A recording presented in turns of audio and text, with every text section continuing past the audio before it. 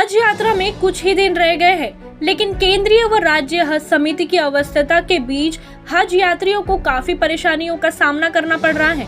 सोमवार को हज खर्च की अंतिम किश्त के भुगतान की आखिरी तारीख थी, लेकिन सुबह से ही बैंकों में केंद्रीय हज समिति द्वारा सीधे भुगतान के लिए उपलब्ध कराई गई लिंक का सर्वर डाउन रहा। दिन भर हज यात्री किश्त अदायगी के लिए बैंकों में बैठे रहे, लेकिन सर्वर डाउन होने की वजह से वे भुगतान नहीं कर पाए।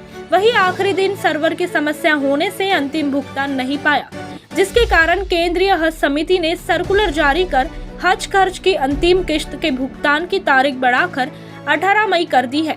ऐसे में हज कमेटी की अवस्था उजागर हुई है।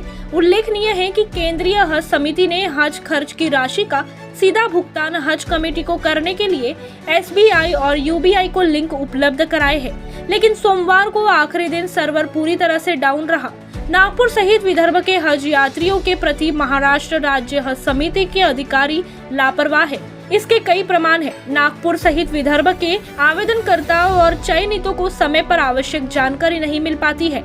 हज कमेटी के अधिकारी कॉल तक रिसीव नहीं करते हैं।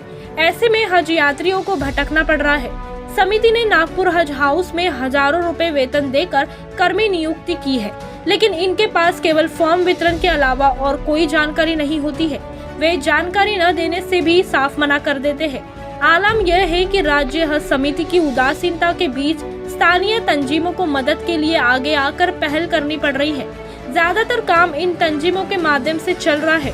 हज यात्रा पर रवानगी से पूर्व हज यात्रियों को वैक्सीन लगवाना अनिवार्य है।